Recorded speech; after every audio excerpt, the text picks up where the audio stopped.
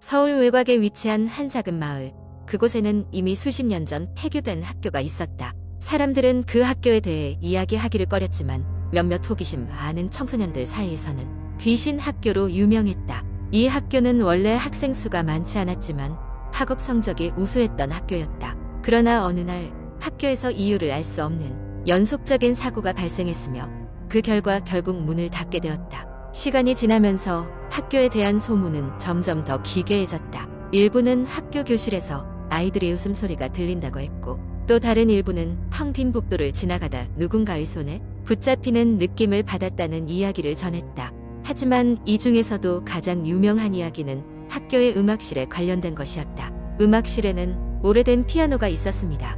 전설에 따르면 자정이 되면 그 피아노가 스스로 연주를 시작한다고 했다. 고등학생이었던 3명의 친구, 민재, 수연, 그리고 지영은 이 이야기가 단지 허구일 뿐이라며 증명해 보이겠다고 다짐했다.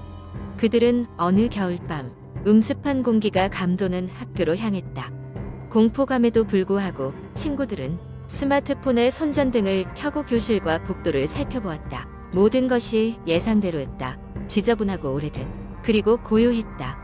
그러나 시간이 점차 흘러 자정에 가까워질수록 친구들은 설명할 수 없는 무거운 기운을 느끼기 시작했다. 마침내 자정이 되자 그들은 음악실 문 앞에 섰다. 문틈 사이로 희미한 빛이 새어나왔다.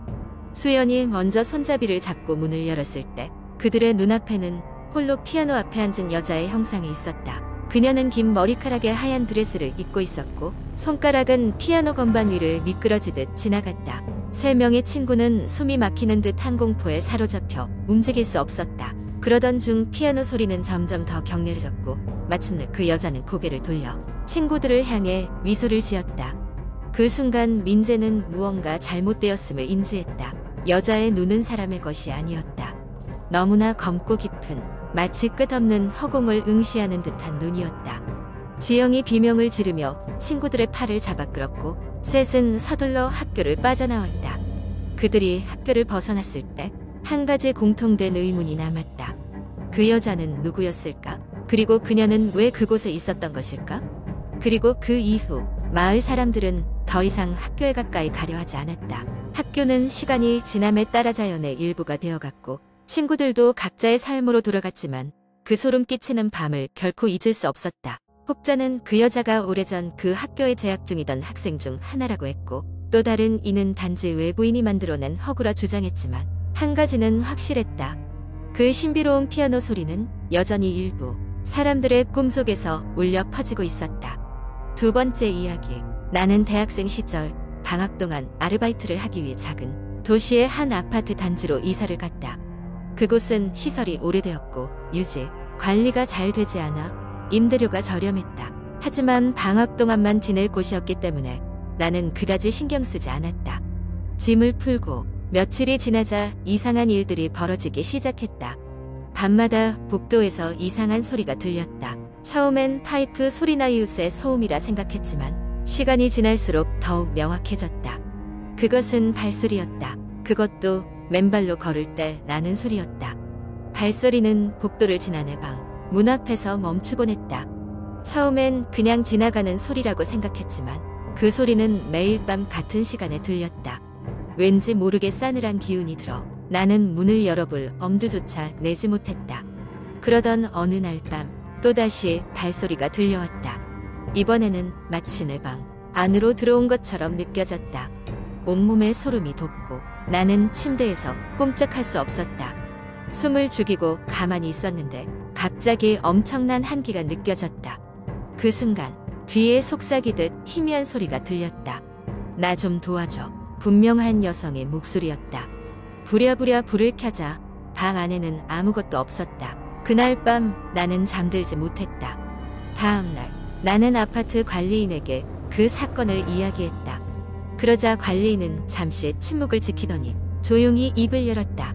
몇 년 전 이곳에서 사건이 있었습니다. 한 젊은 여자가 당신이 사는 층에서 살았죠. 그녀는 사고로 그만 목숨을 잃었어요. 운전자가 음주 상태였다고 하더군요.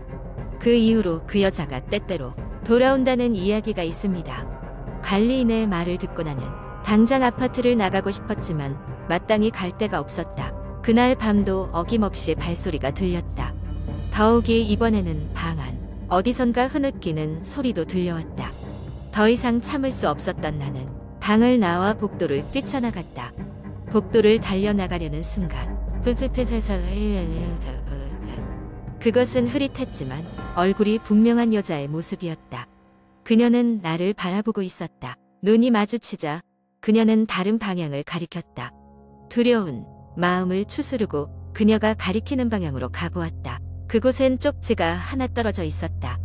떨리는 손으로 쪽지를 집어들고 읽어본 거기에는 운전자에 대한 정보가 적혀 있었다. 그것은 그녀의 사고를 일으킨 범인이었다. 나는 즉시 그 정보를 경찰에 넘겼고 얼마 후 그 운전자는 체포되었다. 그 이후로 발소리는 더 이상 들리지 않았다. 복도를 걸으며 그 여자의 얼굴이 떠올랐다. 어쩌면 그녀는 자신에게 정의가 실현되길 바랐던 것일지도 모른다. 나는 방학이 끝날 때까지 그곳에서 지냈고 떠나는 날엔 뭔가 성취감이 느껴졌다. 내가 본 것이 무엇이든 간에 나는 그녀에게 작은아마 도움이 되었던 것 같았다. 그리고 나는 그 이후로 다시는 그런 경험을 한 적이 없다. 하지만 가끔씩 어둠 속에서 발소리가 들리는 듯한 기분이 들 때가 있다. 그럴 때마다 나는 그녀를 다시 한번 떠올린다. 세 번째 이야기. 어느 여름밤 나는 친구들과 함께 한국의 한 작은 마을로 여행을 떠났다. 그 마을은 오래된 전설과 귀신 이야기로 유명했지만 우리는 그냥 재미로 가보기로 했다. 마을에 도착했을 때 우리는 그곳이 생각보다 훨씬 더 황량하고 고요하다는 것을 깨달았다. 우리가 묵기로 한 민박집은 마을 끝자락에 위치해 있었다. 그곳에 도착했을 때는 이미 해가 뉘엿뉘엿지고 있었고 주인 할머니는 우리를 따뜻하게 맞아주셨다. 집 내부는 오래된 가구와 함께 세월의 흔적이 고스란히 남아있어 그 자체로도 무언가 으스스한 분위기를 자아냈다. 저녁 식사를 한 후 우리는 거실에 모여 귀신 이야기를 나누기 시작했다. 마을에 전해 내려오는 여러 괴담이 있었는데 그중 가장 유명한 것은 노랑 치마 귀신에 대한 이야기였다. 오래전 이 마을에서는 아름다운 여성이 정체불명의 죽음을 맞이했고 그 후로 그녀의 영혼이 노란 치마를 입고 밤마다 나타난다는 것이었다. 이야기를 나누던 중 창문 너머로 갑자기 서늘한 바람이 불어와 문이 쾅 닫히는 소리가 났다.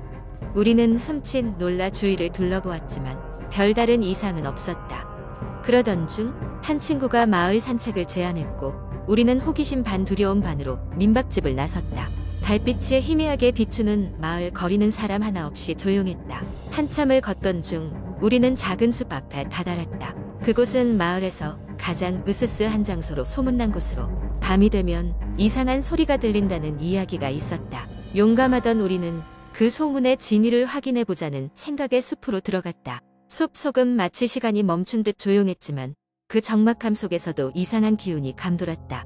갑자기 어디선가 여자의 흐느끼는 소리가 들려왔다. 우리는 귀를 기울였지만 어느 방향에서 소리가 나는지 알 수 없었다. 소리는 점점 가까워지는 듯했고 심장은 점점 더 빠르게 뛰기 시작했다. 그러다 순간 누군가의 발소리가 우리의 뒤를 쫓는 듯 들렸다. 우리는 두려움에 사로잡혀 서로를 바라봤고 그 순간 등골을 오싹하게 만드는 목소리가 뒤에서 들려왔다. 왜 나를 찾지 않았나요? 우리는 그 자리에서 비명을 지르며 숲을 빠져나와 미친 듯이 달렸다. 민박집에 도착했을 때 우리는 숨을 헐떡이며 친구들과 이야기를 나눴지만 어느 누구도 그 여자의 형체를 보았다고는 하지 않았다. 다만 그 목소리만은 분명히 들었다고 했다. 다음 날 아침 우리는 마을을 떠날 준비를 하며 할머니에게 작별 인사를 했다. 할머니는 우리가 겪은 일을 듣더니 슬픈 표정으로 고개를 저었다. 그 아가씨는 아직 인연을 찾지 못했어요. 그래서 이곳을 떠나지 못하는 거죠. 우리는 고개를 끄덕이며 민박집을 나섰고 그 마을을 떠났다. 그 사건 이후로도 가끔씩 그날의 기억이 떠오르곤 하지만 다시는 그 마을을 찾지 않았다. 마을에 전해 내려오는 오랜 전설은 과연 어디까지 진실이었는지 우리는 알 수 없었다. 하지만 그날 밤의 공포는 아직도 우리에게 생생하게 남아있다. 네 번째 이야기. 밤이 깊어가던 어느 날 나는 평소와 다름없이 인터넷을 뒤적거리며 시간을 보내고 있었다. 밤하늘은 먹구름으로 가득했고 창밖으로는 나뭇가지가 바람에 스산하게 흔들리는 모습이 보였다. 인터넷을 서핑하던 중 나는 우연히 한국에서 가장 무서운 공포썰이라는 제목의 글을 발견했다. 호기심이 발동한 나는 그 글을 클릭했고 이야기는 이렇게 시작되었다. 어느 작은 마을에 한 오래된 저택이 있었다. 저택은 수십 년 동안 비어 있었고 마을 사람들 사이에서는 그곳에 원한을 품은 홀령이 살고 있다는 소문이 돌았다. 수년 전 그 저택에서 끔찍한 살인 사건이 일어났다는 것이었다. 한 가족이 이유도 모른 채 몰살당했고 범인은 끝내 밝혀지지 않았다. 사건 이후로 그 집에 들어간 사람들은 하나같이 기이한 경험을 했다고 전해졌다. 피아노 소리가 들리거나 누군가 속삭이는 듯한 목소리, 심지어는 아무도 없는 거실의 발자국, 소리가 들리기도 했다고 한다. 시간이 흐르면서 저택은 점점 더 음산한 분위기를 자아내었다. 호기심 많은 몇몇 청년들이 그곳을 탐험하러 들어갔지만 그들마저 이상한 사건을 겪고 나서는 다시 그곳에 발을 들이지 않았다. 그러나 나는 이 이야기를 믿지 않았다. 도시에서 태어나고 자란 나는 이런 귀신 이야기나 전설 같은 것을 믿지 않았기 때문이었다. 그래서 나는 친구들과 내기를 걸고 그 저택에서 하룻밤 묵기로 했다. 친구들과 함께 나는 몇 개의 캠핑 장비와 음식, 그리고 손전등을 챙기고 그 저택으로 향했다. 날은 점점 어두워졌고 저택에 도착했을 때는 이미 어둠이 땅을 감싸고 있었다. 저택은 생각보다 컸고 그 크기만큼이나 을씨년스러웠다. 우리는 저택 안으로 들어갔고 안은 이미 먼지로 가득해 마치 시간이 멈춘 듯한 모습이었다. 벽난로 위에는 오래된 가족 사진이 걸려 있었고 사진 속 인물들은 마치 우리를 쳐다보는 것만 같았다. 밤이 되자 우리는 거실에 모여 앉아 이야기를 나누었다. 그러던 중 어디선가 피아노 소리가 들려왔다. 처음에는 바람 소리일 거라고 넘겼지만 피아노 소리는 점점 더 확실해졌다. 우리 중 누구도 피아노 근처에 있지 않았고 그때부터 공포감이 스멀스멀 올라오기 시작했다. 하지만 나는 이왕 시작한 일이니 끝까지 지켜보기로 마음먹었다.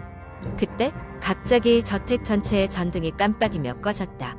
어둠 속에서 우리는 서로를 바라보며 당황해했다. 손전등을 켜고 주위를 살피기 시작했지만 아무것도 보이지 않았다. 그 순간 복도 끝에서 희미하게 무언가 움직이는 것이 보였다. 긴 머리를 늘어뜨린 한 여자가 우리를 향해 천천히 다가오고 있었다. 겁에 질린 우리는 바로 짐을 챙기고 저택을 빠져나오기 시작했다. 다급하게 저택을 빠져나와 마을로 도망쳤다. 그날 밤 이후 나는 그 저택에 대해 더 많은 조사를 하게 되었다. 알고 보니 그 여자는 저택에서 죽은 가족의 일원으로 자신의 억울한 죽음을 알리고 싶어 나타났다는 이야기가 전해졌다. 진실은 알 수 없었지만 그날 밤의 경험은 나에게 강한 인상을 남겼다. 이후로도 몇 번 그 저택에 들어가려는 시도가 있었지만 모두 공포에 질려 도망치고 말았다. 저택은 여전히 그 자리에 남아있지만 이제는 아무도 그곳에 가까이 가지 않는다. 그리고 나는 그날의 사건을 떠올리며 섬뜩한 기분을 떨칠 수 없었다.